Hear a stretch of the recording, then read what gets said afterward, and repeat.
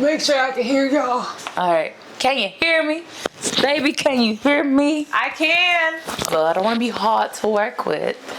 You're so hard to work with. Listen, y'all just don't know Alana is the diva. I am. I'm glad you put up with me. Put this down. Come over a little bit. Okay. Alrighty. We're recording, guys. Okay, so we back at it? We are back at it. Okay. I feel like there's something I wanted to talk about. I'm trying to find it. Give me 1 second. Okay, yeah, I got you. I'm finding it. I'm finding it.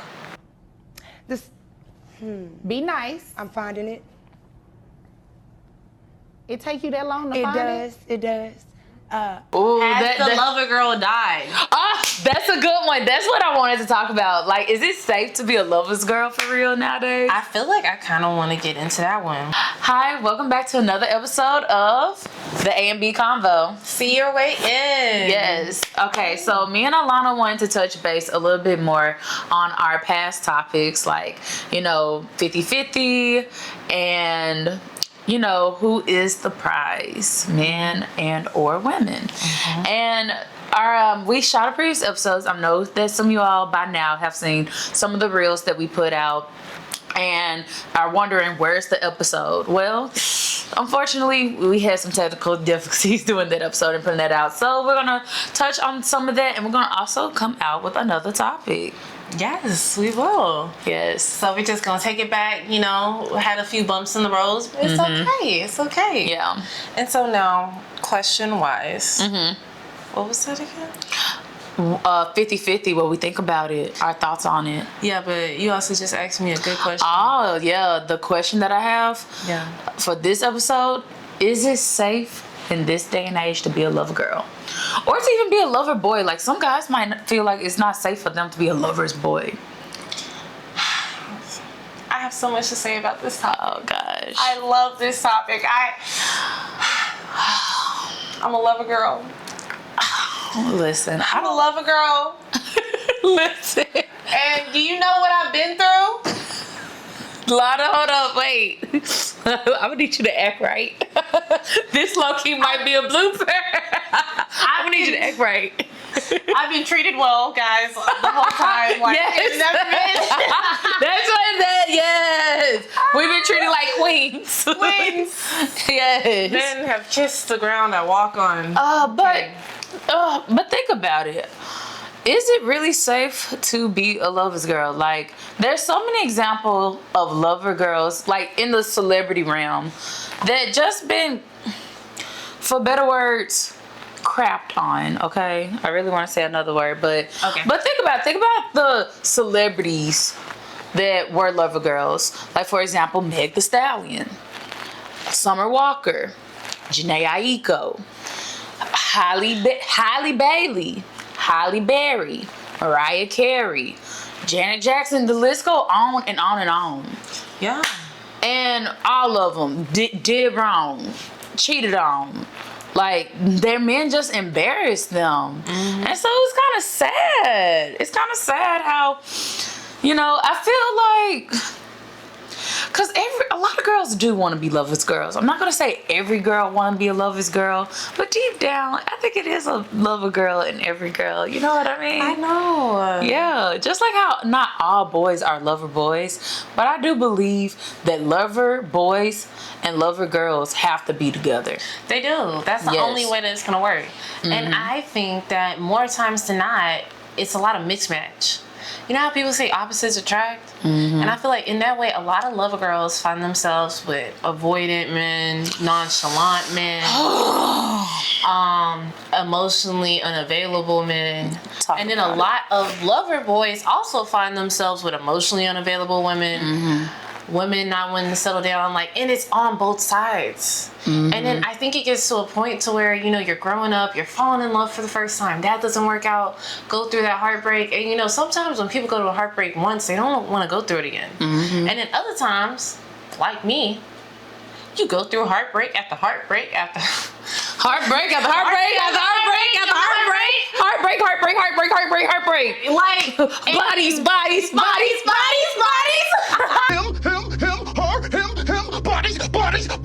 bodies. Like, for real. And that's what you go through. But I just think and now it's more so, I don't think it's that they don't exist, but it's harder for us to find each other because now everyone's like, oh man, I'd rather just stay in. I'm gonna go to the gym. I gotta focus on this. I gotta focus on that. Because every time they put their energy into somebody, it was for nothing. Yeah. Like nobody wants to continue doing that so much. Yeah. And I feel like the hookup culture, the situation scene, and all of that, it's not a good environment right now for everyone to be lover boy and lover girls outright. But I do think that if you are a lover boy or a lover girl, the best thing to do is to move with observation, to pray for discernment. Because I pray for discernment all the time. Yeah. I'm telling you, girl, I will be over there saying that prayer, God, if this ain't the man for me. Remove him. But it's so messed up because it's like, okay, God, I see that you removing what's not for me, but what is for me? Can you bring that here? Exactly. Can we reel that in? Can we get that? Come on. Like it's, you don't even have to finish the prayer and then it be. I know. Like midway through the prayer, you get a text or something. Like it's over with. It's over. Like, see you again. Or the next day, you be like, dang. I know. Or you just find out something. Like, you get a hey girl text. Hey girly. Oh, I need to talk to you woman to woman. I be like, yo, I just got up from praying. Yeah. I do love that he works fast in that way. I would much rather he removes the people not meant for my life than to be lingering on with them. Yeah. But I just think we need, right now it's super important to observe people. Figure out whether you're compatible or not. See the red flags and don't ignore them. Yeah. Yeah, you shouldn't ignore red flags. And I am here for observing people. And I'm very pro you have to get to know people for yourself. You know, you have to see how they are. See how they are around their family. I think family is a big deal. Especially you know how what I mean? Men treat their mama. Yes, how they treat their mama, how they are with their siblings. You know, are you with the creepy uncle? You know, don't nobody want that. Like, you know, you have to get to know a lot of things. You have to go to functions. You know what I mean? Like, you know, am I invited to go to the wedding with you? Am I invited to go to the baby shower with you? Am I invited to dinner with your family? You know what I mean? And I think if you're in a relationship and in a getting to know each other phase, eventually that has to happen. Like sometimes people like to prolong meeting somebody's family. But I think the sooner the better. Like, I think it's good to be like, okay, this is your mama, this is your daddy. And that doesn't mean it's necessarily gonna work. But it does mean that you get to see for yourself and get a gist of like the family dynamic, how everything's going. Yeah. Because I mean, it's important. Because like if you marry this person, yeah, for the rest of your life, this is what that's you're your gonna have family to deal with. too. Yeah. And I love a big family, and I want my family to be able to come together. Yeah. I don't want there to be drama or whatever. Yeah. That's nice. ideology of a big happy family. I love that. So I feel you, girl. Yeah. I understand. I would say when it comes to being a lover girl, when I was younger, I was more like outrightly of a lover girl. Like it was more so on my shoulder. But now that I'm older, I think I do gotta work for my lover girl energy. It definitely has to be worked agree for. to that. Because It has to be worked for now. This softness inside of me ain't getting shown to everybody. I'm sorry. Most of these people I got a little bit of a wait, hold up. I gotta analyze you first. Right. Before I'm just, you know. Yeah, and my lover girl feeling safe. Yeah. But that's because we want to feel safe around a man. Yeah, that's important. We want to feel protected. We want to feel provided for. We want to feel cared about. And so back to what you were saying with him, like going to meet his parents, going to do this, going to do that, going to the wedding with him. I love it whenever a man wants to include me. Yeah. I feel safer, faster. I know he wants to see me. It makes me feel like he's more intentional now and that he's actually preparing to have me in his life for the rest of our lives. You know? Yeah. Being a lover girl and it's so great. It's so good for us too. You know what I mean? Girl, you know, You don't mind if I mention another podcast on here? Like, that's cool. Okay. Like, listen, I don't know. We don't say no names on here, so I don't know if it's safe to mention another podcast or not. But I definitely watch Justin LA Boy podcast, especially with Mr. Yada on there, and I love how Yada brought out on Justin LA Boy's podcast episode where Yada, I ain't gonna lie, I know he was saying stuff like a man need to have 300K before he even get a wife, and I'm not necessarily on that train. Listen, I get it. Some people might not see 300K in this lifetime, but if you do, that's a great thing, and it's a great goal for a man that wants to be a provider to have this is my safety net, where let me make sure I have a woman. I can really bring a woman over here for real. You know what I mean? I got us. That's real. And I like how Yada broke that down. What that number is, I don't know. Do it have to be 300K? Not necessarily. Whatever you can provide. But anywho, I like how Yada brought out that women need oxytocin. Oxytocin. That that hormone, the love hormone. Oxytocin. I think it's oxycodone. Oxycodone? Oxytocin? I don't know. Oxytocin? We know where. Listen, it'll be up here. Women need that love hormone though. So I feel like, okay, that's why we do need lover boys. A lover girl cannot be a lover girl without a lover boy. No, I can't. We have to have a lover boy. We do. The affection, the love, the romance. Like, where the romantic dudes at? Yeah, I love a dude that's romantic. Love romance. I like a dude that's gonna tell you, "Hey, be ready at 8. I got a surprise for you." You go to the car and some flowers or a gift or something. Yes. You be like, oh my gosh, for me, yes. I be like, you really do care about me. I think he love me. Do you love me, girl? Kiki. Oh. But yeah, I do love romance. Who's out there for me? Who's out there for me? Okay. But I do love romance. Romance is necessary for us women. And I even had a dude one time, and I'll tell you this story if off camera, okay, a private A being combo. But one time he told me that my problem was that I like stuff too romantic. And then he got surprised. Surprised when I cut that off. I'm like, because I was thinking to myself, my man is not gonna think it's a problem that I like romance. Yeah, if anything, you know what I mean? I don't know. It just seems like he really didn't like you that much. Because when a man love you, he gonna be romantic. He gonna want romance with you. And then it's like, the thing about it is, it's some men out here that are with women that claim they're not romantic.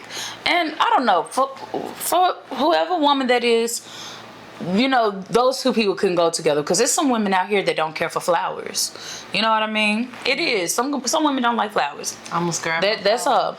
I do. You do. I love flowers. Yeah. I love flowers. I love flowers too. But so women that, I'm not saying that women don't like flowers, don't like romance. But what I am saying is, men that don't like giving flowers is definitely made for the women who don't like flowers. Yeah.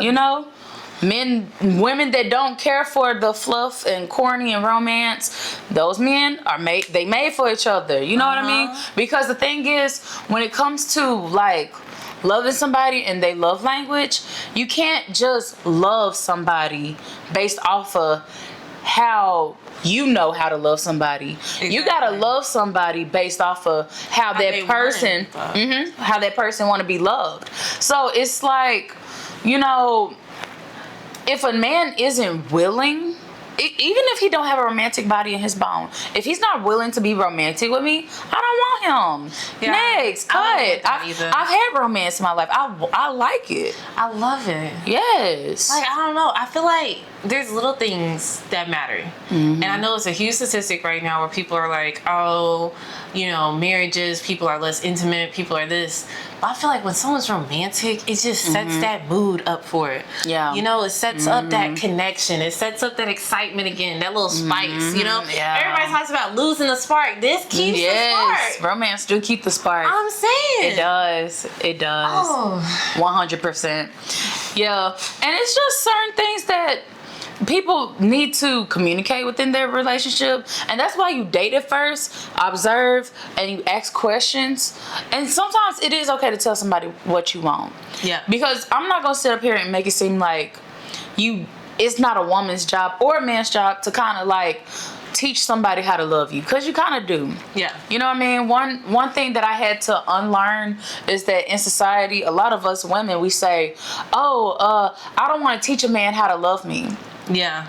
Unfortunately, you kind of do. You have to. You have to, because, you know, do you really think he gonna know everything about you and what you like and what you like? You kind of have to fill in some gaps. They can't read your brain. Yeah. And everyone's so different. And that's what it, like,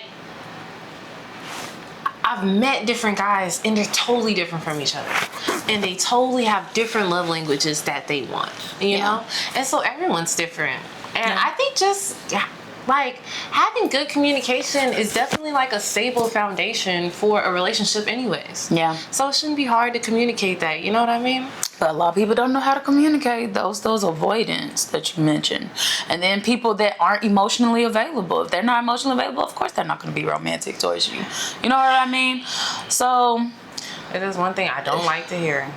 It's a dude hit on me and then tell me he's emotionally unavailable. Oh, you have men that actually admit that? I ain't never had a man actually admit that he's emotionally unavailable. You just kind of find out about how he moves and acts, and you know how he don't want to answer certain questions and don't want to have certain conversations. And it's what like, are okay, we? Yeah. Then he just start clamming up. First of all, don't you ask a man what? Yeah, I was just gonna say I don't even like asking a man what we are. Like if a man ain't telling me what we say in the last episode, men define the relationships. And if he wants you not gonna be confused. Yes. You're not. You're not at all. And I just really think that I hope people find their match. I hope lover girls and I be feel with like lover boys. In the world we live in today, everyone can absolutely get what they want. Yeah. You know, and so that's why I think it's good to fill people out, observe them, get to know them. Because I'd be like, this was great.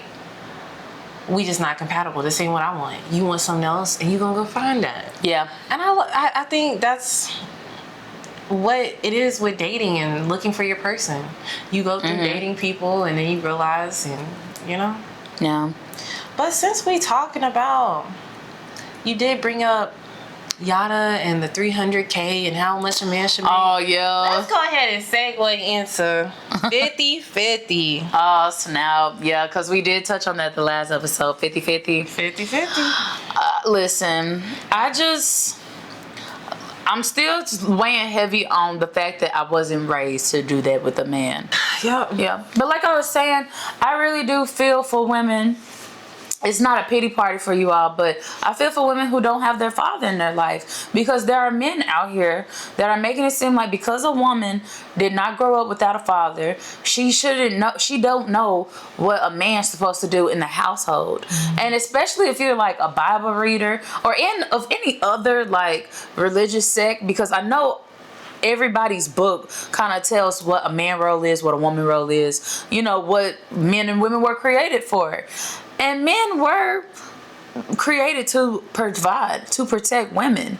Women, we are a gift to men. So I don't rock with men that want to go 50-50 or that don't see women as the prize. You know what I mean? I can't.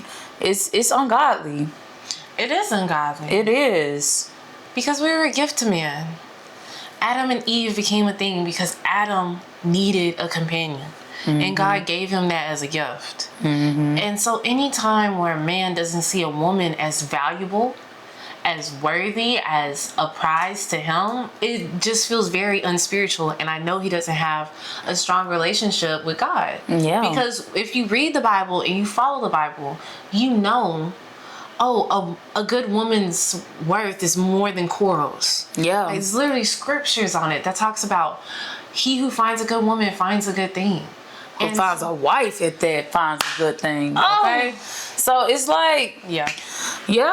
And it's not to put down men, you know, like men don't have a level of worth or anything, but it's just the fact that in this system of things and the way the devil is operating in folks and how social media got men and women thinking, it's not really correlating. And I'm not saying women should sit up, be the prize and do nothing. You know, a woman should bring stuff to a relationship as well.